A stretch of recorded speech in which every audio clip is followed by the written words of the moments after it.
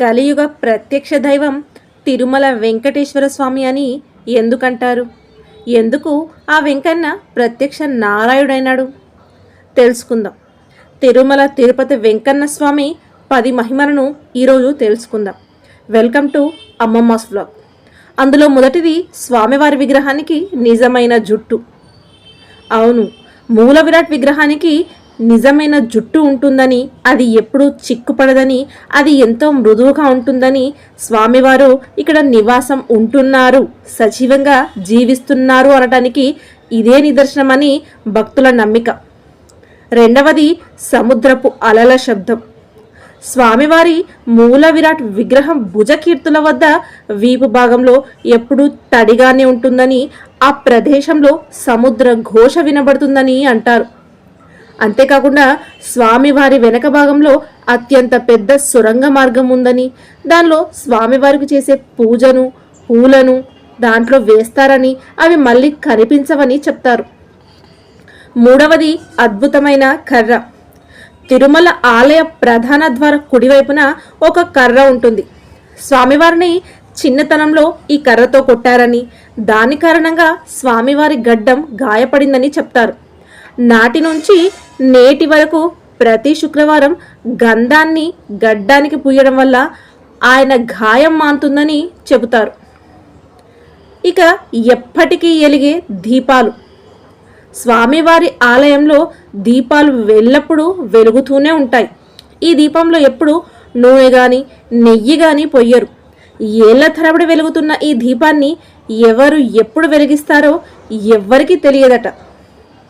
ఇక స్వామివారి విగ్రహానికి సంబంధించిన ప్రత్యేకత మరొకటి ఉంది. బాలాజీ గర్భగుడిలోకి వెళ్ళినప్పుడు గర్భగుడి మధ్యలో విగ్రహం ఉన్నట్టు కనిపిస్తుంది. కానీ గర్భగుడి నుంచి బయటకు వచ్చి చూస్తే విగ్రహం కుడివైపున ఉన్నట్టు కనిపిస్తూ ఉంటుంది. ఇక పచ్చకర్పూరం. ఏదైనా రాయికి పచ్చకర్పూరం పూస్తే కొంత సమయం తర్వాత పగుళ్ళు వస్తాయి. కానీ స్వామివారి మహిమల వల్లే ఆ విగ్రహానికి ఎన్నో సంవత్సరాల నుంచి పచ్చకర్పూరం పూస్తున్నా అది స్వామివారి విగ్రహాన్ని ఎటువంటి విధంగా కూడా ప్రభావితం చెయ్యలేదట. ఇక లక్ష్మీదేవి బాలాజీ హృదయంలో నివసిస్తుందని భక్తుల నమ్మకం. ఇది ఎలా అంటే, స్వామివారికి ప్రతి గురువారం పూసే గంధం తెలియజేస్తుంది. స్వామివారిని పూర్తిగా అలంకారం నుంచి తొలగించి గంధం పూసినప్పుడు అమ్మవారి ఉనికి వెల్లడవుతుంది. ఆ గంధపు ముద్దను తీసివేస్తే గుండెకు పూసిన చందనంలో లక్ష్మీదేవి ప్రతిమ కనిపిస్తుందట. ఇక స్వామివారికి ప్రతిరోజు ధోతి పైన చీరతో అలంకరిస్తారు. ఎందుకంటే లక్ష్మీదేవి రూపం బాలాజీలోనే ఉందని నమ్ముతారు. ఇలా చేయటం ద్వారా స్వామివారితో పాటుగా అమ్మవారిని కూడా సేవించినట్టు అవుతుందని నమ్మిక. ఇంకొకటి తిరుపతిలో ప్రత్యేకమైన గ్రామం. స్వామివారిని అలంకరించే పూల కోసం ఏకంగా ఒక ప్రత్యేక గ్రామమే ఉంది. ఆలయానికి 23 కిలోమీటర్ల దూరంలో ఈ గ్రామం ఉంది. బయటి వ్యక్తులకు ఎవ్వరికీ ఇక్కడ ప్రవేశం ఉండదట. కానీ ఇక్కడ ప్రజలు చాలా క్రమశిక్షణతో ఉంటారు. మహిళలు కుట్టిన బట్టలు ధరించరు.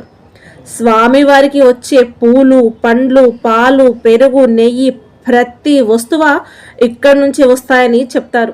స్వామివారి విగ్రహానికి ఉన్న అనేక మహిమలలో ఇది కూడా ఒకటి. స్వామివారి విగ్రహం మృదువైన రాతితో ఉన్నప్పటికీ అది పూర్తిగా సజీవంగా ఉంటుందట. ఇక్కడ ఆలయ పరిసరాలు చల్లగా ఉంటాయి.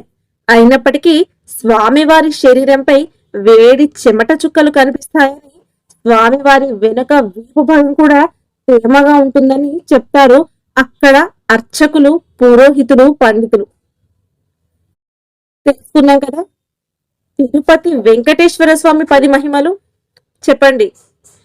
గోవింద గోవింద.